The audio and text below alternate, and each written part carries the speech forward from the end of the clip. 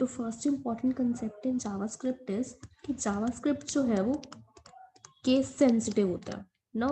Case sensitive का क्या मतलब है कि सपोज मेरे पास दो वेरिएबल्स हैं, एक वेरिएबल है स्मॉल ए जिसकी वैल्यू है 3 और एक वेरिएबल है कैपिटल ए जिसकी वैल्यू है 2। तो ये जो दो वेरिएबल्स हैं जावास्क्रिप्ट में, क्या ये दोनों वेरिएबल सेम कंसिडर होंगे या फिर ये जो वैल्यू है इसको ओवरराइट कर जाएगी। तो जावास्क्रिप्ट क्योंकि केस सेंसिटिव है तो ये वैल्यू ओवरराइट नहीं होगी, इनफैक्ट ये दोनों ही वेरिएबल्स डिफरेंट ट्रीट होंगे इन जावास्क्रिप्ट। इसका क्या मतलब है कि जब मैं स्मॉल ए को प्रिंट करूंगी तो मेरे को 3 मिलेगा और जब मैं कैपिटल ए को प्रिंट करूंगी तो मुझे 2 मिलेगा। तो देखते हैं ऐसा हो रहा है या नहीं। तो सपोज मैंने यहाँ पे दो वेरिएबल बनाए, एक स्मॉल ए जिसकी वैल्यू है 3, देन मैंने एक वेरिएबल बनाया कैपिटल ए जिसकी वैल्यू है लेट्स से 1। अब उसके बाद मैंने क्या करा, प्रिंट करा किसे, एक बारी स्मॉल ए को और एक बारी कैपिटल ए को। तो देखते हैं ये वैल्यूज अलग प्रिंट हो रही है या फिर ओवरराइट कर जा रही है। तो देखो स्मॉल ए की पे 3 प्रिंट हुआ और कैपिटल ए पे 1 प्रिंट हुआ। इसका मतलब ये जो दो वेरिएबल्स हैं स्मॉल ए और कैपिटल ए, ये दोनों ही वेरिएबल्स अलग हैं, ओवरराइट नहीं हो रही है, इनफैक्ट ये दोनों ही वेरिएबल्स अलग ट्रीट हो रहे हैं। तो दिस इज कि जावास्क्रिप्ट जो है वो केस सेंसिटिव होती है, इसका मतलब ये होता है। ठीक है, नेक्स्ट कंसेप्ट जो हम डिस्कस कर रहे हैं जावास्क्रिप्ट में वो है सेमीकोलन का। जावास्क्रिप्ट में सेमीकोलन लगाना नेसेसरी नहीं होता है। मतलब क्या है इस स्टेटमेंट का कि अगर मैं कोई स्टेटमेंट लिखूं, सपोज मैंने लिखा console.log a, तो अगर मैं यहाँ पे सेमीकोलन ना भी लगाऊं एंड में तो भी ये स्टेटमेंट वर्क करेगी। जैसे कोड में देखो, अभी मैंने दोनों जगह स्टेटमेंट में एंड में सेमीकोलन लगाया हुआ, तो अगर मैं सेमीकोलन हटा दूं और अभी से रन करूं तो भी ये बिल्कुल मेरे को सही आउटपुट देगा। 3 और 1 अभी भी वही आ रहा है। तो सेमीकोलन की बेसिकली जरूरत क्या है फिर? सेमीकोलन की जरूरत वहां पर आएगी सपोज अगर मुझे सिंगल लाइन में अपनी दो स्टेटमेंट्स को लिखना है और एग्जीक्यूट कराना है, तो मुझे यहाँ पर नेसेसरी हो जाएगा कि उन स्टेटमेंट्स को सेपरेट करने के लिए ये सेमीकोलन लगाना यहाँ पे इस पॉइंट पर नेसेसरी होगा। अगर तुम इन दोनों स्टेटमेंट को सेम लाइन में लिखोगे विदाउट यूजिंग सेमीकोलन तो वो एरर देगा। जैसे यहाँ पर मैंने जो लिखा हुआ है दो कंसोल लॉग स्टेटमेंट्स, सपोज मैं इसको यहाँ पे एक काम करती हूँ, सेम लाइन में करके दिखाती हूँ। यहाँ पे मैंने इन दोनों स्टेटमेंट्स को सेम लाइन में करा और विदाउट यूजिंग सेमीकोलन में रन कर रही हूँ अभी। तो यहाँ पर ही मुझे एरर दे रहा ऑफ अनएक्सपेक्टेड आइडेंटिफायर का। अब इसी स्टेटमेंट को अगर मैं सेपरेट कर दूं विद यूजिंग सेमीकोलन, तो ये जो कोड है अब बिल्कुल सही वर्क कर रहा है। दिखाती हूँ एक सेकेंड।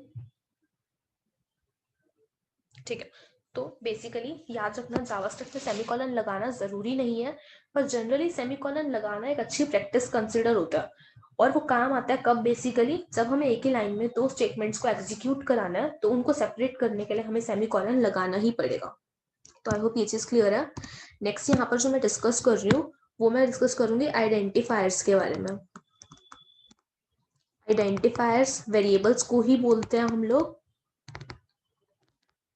जावास्क्रिप्ट में सपोज मैं एक वेरिएबल बना रही हूँ जिसका मैं नेम यूज कर रही हूँ बाय यूजिंग लेटर्स, तो ये एक वैलिड सिंटेक्स होगा of writing a variable name.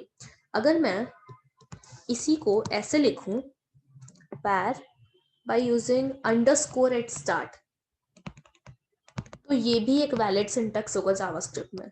और अगर मैं इसको ऐसे लिखूं var $name, तो भी एक वैलिड सिंटेक्स होगा। लेकिन अगर मैं इसी सिंटेक्स को स्टार्टिंग में नंबर डाल के लिखूं, सपोज मैंने लिखा to name is equal to, तो ये जो है एक वैलिड सिंटेक्स नहीं होगा क्योंकि जावास्क्रिप्ट में वेरिएबल का name starting with a number allowed नहीं है। लेकिन अगर मैं नंबर को ऐसे लिखती इसको ही, सपोज var name2, तो ये एक वैलिड सिंटेक्स होता। बेसिकली अगर हम नंबर को अपने लेटर, डॉलर या अंडरस्कोर के बाद में लगा रहे हैं तो वो एक वैलिड होगा, लेकिन अगर हम वेरिएबल का नेम स्टार्ट कर रहे हैं विद अ नंबर तो वो एक वैलिड सिंटेक्स नहीं होगा। तो ये चीज जावास्क्रिप्ट में याद रखना प्लीज।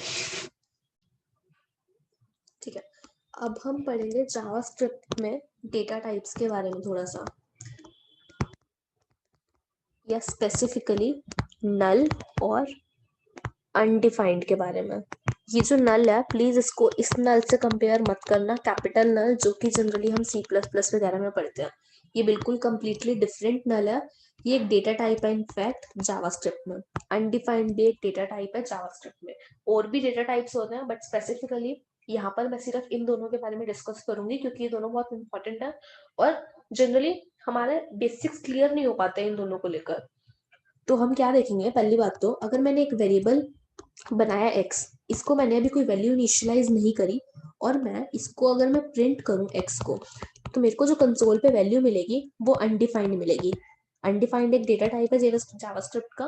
यहाँ पर अनडिफाइंड क्यों आया, क्योंकि हमने एक ऐसा वेरिएबल डिक्लेयर कर दिया जिसको हमने अभी तक कोई वैल्यू इनिशियलाइज नहीं करी, तो बाय डिफॉल्ट x में जो वैल्यू गई होगी वो गई होगी अनडिफाइंड।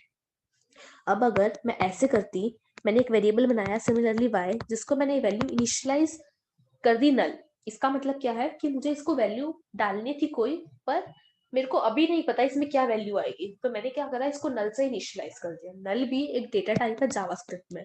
तो अब अगर मैं y को प्रिंट करूंगी तो मेरे को जो कंसोल पे मिलेगा वो प्रिंट हो जाएगा नल। इस बारी अनडिफाइंड प्रिंट नहीं होगा, नल प्रिंट होगा। तो अनडिफाइंड सिर्फ तब प्रिंट होता है जब मैं वेरिएबल डिक्लेयर कर दूं जिसको मैं किसी वैल्यू से इनिशियलाइज ना करूं। ये दोनों ही डिफरेंट डेटा टाइप्स हैं जावास्क्रिप्ट में।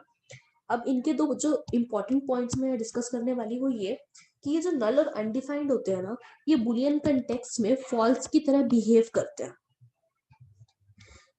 अनडिफाइंड भी और नल भी, ये भी बुलियन कंटेक्स्ट में फॉल्स की तरह बिहेव करता है। इसका क्या मतलब है कि अगर मैं सपोज एक स्टेटमेंट लिख दूं यहाँ पर इस x के यहाँ पे इफ नॉट x, देन यहाँ पर मैं कुछ वर्क कर रही हूँ, तो नॉट x ये जो मैंने लिखा है इसका क्या मतलब है, जब x की वैल्यू फॉल्स होगी तभी ये वाली इफ के अंदर वाली कंडीशन ट्रू होगी और ये इफ ब्लॉक एग्जीक्यूट होगा।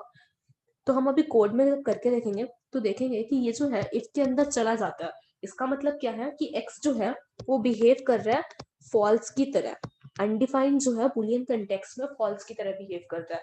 और सिमिलरली नल भी, अगर मैं अपने कोड में कुछ ऐसा लिखती इफ नॉट y, देन यहाँ पर कुछ ब्लॉक में मैं कुछ काम करा रही होती, तो हम देखेंगे कि वो इस इफ ब्लॉक के अंदर चला जाता है।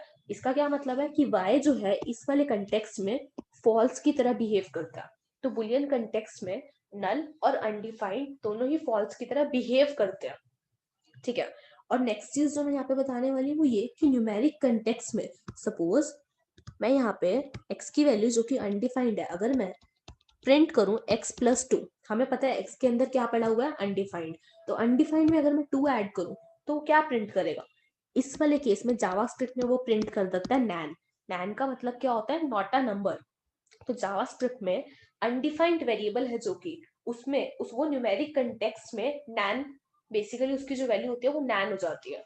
और नल की अगर मैं बात करूं इस वेरिएबल y की जिसमें नल पड़ा हुआ, इसको अगर मैं न्यूमेरिक कंटेक्स्ट में देखूं, यहाँ पर अगर जैसे मैं ऑपरेशन करती console.log y+2 या y/2, तो यहाँ पर ये जो वैल्यू मुझे मिलती है y/2 के केस में मुझे मिलती है 0, y+2 के केस में मुझे मिलेगी 2। इसका क्या मतलब है कि ये जो वेरिएबल y है जिसमें नल पड़ा है ये न्यूमेरिक कंटेक्स्ट में बिहेव करता है एज 0 और जो अनडिफाइंड है वो नैन की तरह करता है। इसको हम एक बार कोड करके देखते हैं प्रॉपर मैं क्या कहना चाह रही हूँ। सबसे पहले मैंने एक वेरिएबल बनाया x जिसको मैंने कोई वैल्यू नहीं दी इनफैक्ट, और मैं उसको अब प्रिंट कर रही हूँ। तो इस केस में मुझे क्या मिलना चाहिए, x की वैल्यू अनडिफाइंड। और अगर मैं एक वेरिएबल बनाऊं y जिसको मैंने वैल्यू इनिशियलाइज कर दी नल, और अगर अब मैं इसे प्रिंट करूं तो मुझे इस केस में y की वैल्यू क्या मिलनी चाहिए, नल। तो एक बार रन करते हैं। तो ठीक है, यहाँ पर मुझे अनडिफाइंड मिला x की वैल्यू और y की वैल्यू नल मिली है। अब मैंने क्या करा, इनके बुलियन और न्यूमेरिक कंटेक्स्ट डिस्कस करते हैं। तो सपोज मैंने लिखा इफ नॉट x, तो प्रिंट कर दो क्या, अनडिफाइंड। और अगर मैं लिखा इफ नॉट y, तो प्रिंट कर दो क्या, नल। ऊपर वाला एक बारी मैं कोड इरेज कर देती हूँ सो दैट कंफ्यूजन ना हो। और ये भी ठीक है। अब एक बार एग्जीक्यूट करते हैं तो देखो हमें मिल रहा है अनडिफाइंड और नल। इसका क्या मतलब है बेसिकली कि ये दोनों ही इफ स्टेटमेंट के अंदर जा रहा है। इसका मतलब क्या है, इफ के अंदर अगर ये इस वाले में गया है तो x जो है यहाँ पर बिहेव कर रहा है कैसे, एज फॉल्स, क्योंकि x की वैल्यू यहाँ पर क्या है, अनडिफाइंड, और अनडिफाइंड हमें पता है बूलियन कंटेक्स्ट में बिहेव करता है एज फॉल्स। सिमिलरली यहाँ पर भी y जो है वो बिहेव कर रहा है एज फॉल्स। क्यों? क्योंकि हमें पता है कि y की वैल्यू नल है और नल जो है बिहेव करता है as false in Boolean context. ये चीज हमने पढ़ी थी, तो आई होप ये चीज क्लियर है। नल और अनडिफाइंड बुलियन कंटेक्स्ट में बिहेव करते हैं एज फॉल्स, इसीलिए ये दोनों ही इफ ब्लॉक के अंदर जा रहा है और अनडिफाइंड और नल को प्रिंट कर रहा है। अब हम बात करेंगे न्यूमेरिक कंटेक्स्ट के बारे में। मैंने एक वेरिएबल डिक्लेयर करा हुआ है x और एक वेरिएबल y डिक्लेयर करा हुआ है नल। अब मैं इनको न्यूमेरिक कंटेक्स्ट में करना चाहती हूँ। जैसे सपोज मैंने करा x प्लस 2, x की वैल्यू क्या है यहाँ पे, अनडिफाइंड है, तो अनडिफाइंड प्लस 2 मैंने बताया था कि नैन प्रिंट करेगा। और नल के केस में मैंने बताया न्यूमेरिक कंटेक्स्ट में जो वैल्यू वो लेता है वो 0 लेता है। तो एक बार रन करके देखते हैं, नैन और 2, ठीक है। इसका मतलब क्या है, जो हमारा अनडिफाइंड है वो न्यूमेरिक कंटेक्स्ट में नैन की तरह बिहेव करता है, और नल की जो वैल्यू होती है इन न्यूमेरिक कॉन्टेक्स्ट इज 0। तो आई होप ये चीज क्लियर है, ठीक है। अब हम जो चीज डिस्कस कर रहे हैं वो है लेट और वैर के बारे में। इन दोनों के बीच में थोड़ा सा डिफरेंस डिस्कस करते हैं। लेट जो होता है उसका ब्लॉक स्कोप होता है, और वैर जो होता है उसका फंक्शन या फिर ग्लोबल स्कोप होता है। अगर मैंने सपोज एक वेरिएबल डिक्लेयर करा, एक ब्लॉक स्कोप, सपोज मैंने यहाँ पर एक छोटा सा कोड लिखा, if true let x equals to 5। यहाँ पर ये जो इफ ब्लॉक है ये एक ब्लॉक है जिसमें मैंने एक वेरिएबल डिक्लेयर करा हुआ है यूजिंग लेट। इसका मतलब क्या है कि ये जो मैंने वेरिएबल डिक्लेयर करा x इक्वल्स टू 5, ये एक्चुअल में सिर्फ इस ब्लॉक तक ही लिमिटेड है। इसका एक्सेस सिर्फ इस ब्लॉक के अंदर ही हो सकता है। अगर मैं ब्लॉक के बाहर इस वेरिएबल को एक्सेस करने की कोशिश करूंगी तो हमें एरर मिलेगा कि ऐसा कोई वेरिएबल एग्जिस्ट ही नहीं करता। तो यहाँ पर अगर मैं इफ के बाद इस वेरिएबल को एक्सेस करूंगी तो मुझे यहाँ पे एरर मिलेगा कि ऐसा नाम का कोई वेरिएबल एग्जिस्ट ही नहीं करता। वो चीज एक अलग मैटर होती कि अगर मैं इफ ब्लॉक के बाहर भी एक वेरिएबल बना देती एक्स तो मेरे को यहाँ पे अनडिफाइंड मिलता, लेकिन अभी मैंने यहाँ पर कोई वेरिएबल नहीं बनाया हुआ, इसलिए यहाँ पर जो मुझे मिलेगा इस बार ही रेफरेंस एरर मिलेगा कि एक्स नाम का कोई वेरिएबल एग्जिस्ट ही नहीं करता इस स्कोप में, जिस स्कोप में तुम एक्स को प्रिंट करना चाह रहे हो। अगर मैं यही स्टेटमेंट इस इफ के अंदर लिख देती तो मुझे एक्स की वैल्यू 5 भी प्रिंट होकर मिलती, लेकिन क्योंकि एक्स का जो स्कोप है इस इफ तक ही लिमिटेड है, तो अगर मैं उसके बाहर उसे प्रिंट करूंगी तो मुझे मिलेगा एरर। अगर मैं इसको वैर कीवर्ड यूज करके करती, सपोज इफ ट्रू, और यहाँ पे मैंने लिखा होता वैर एक्स इक्वल्स टू 5, और इसके बाहर अगर मैं एक्स को प्रिंट करने की कोशिश करती, तो प्लीज एक बारी पॉज करके सोचो कि एक्चुअल में ये क्या प्रिंट करना चाहिए इसे। मैंने बता दिया कि वैर जो है उसका स्कोप फंक्शन या फिर ग्लोबल स्कोप होता है, लेट का स्कोप ब्लॉक स्कोप होता है, ठीक है। आई होप एक बारी तुमने सोचा होगा खुद से, पर अब मैं बता रही हूँ कि एक्चुअल में यहाँ पर जो है वो 5 प्रिंट होगा, एरर नहीं आएगा। क्यों? क्योंकि ये जो इफ वाला ब्लॉक है ये एक ब्लॉक स्कोप है बेसिकली, और एक्चुअल में वैर का जो स्कोप होता है फंक्शन या फिर ग्लोबल स्कोप होता है। इसका मतलब क्या है, क्योंकि यहाँ पे कोई फंक्शन तो है ही नहीं, तो वैर जो हमने डिक्लेयर करा है उसका ग्लोबल स्कोप है इस टाइम, मतलब वो इफ के अंदर भी एक्सेस होगा और इफ के बाहर भी एक्सेस कर सकते हैं हम उसे। तो जो वैर का स्कोप है सिर्फ इस इफ ब्लॉक तक लिमिटेड नहीं है, क्योंकि वैर का जो स्कोप होता है वो फंक्शन या ग्लोबल स्कोप होता है। यहाँ पर हमने कोई फंक्शन डिक्लेयर नहीं करा, ग्लोबल स्कोप है इसलिए वैर का। अगर हमने यही पूरा कोड किसी एक फंक्शन के अंदर लिखा होता तो जो वैर का स्कोप होता सिर्फ इस फंक्शन तक ही लिमिटेड होता। आई होप ये चीज क्लियर है। इस एग्जाम्पल को सोचना कि ये जो मैंने लेट से बनाया है उसका स्कोप इस इफ के अंदर तक ही लिमिटेड है, लेकिन ये जो वैर मैंने इस इफ ब्लॉक के अंदर बनाया है उसका स्कोप सिर्फ ब्लॉक स्कोप नहीं होता, उसका स्कोप फंक्शन या ग्लोबल स्कोप होता है, इसीलिए वो बाहर भी एक्सेस कर सकते हैं। एक बारी मैं इसी चीज को कोड के थ्रू समझा रही हूँ।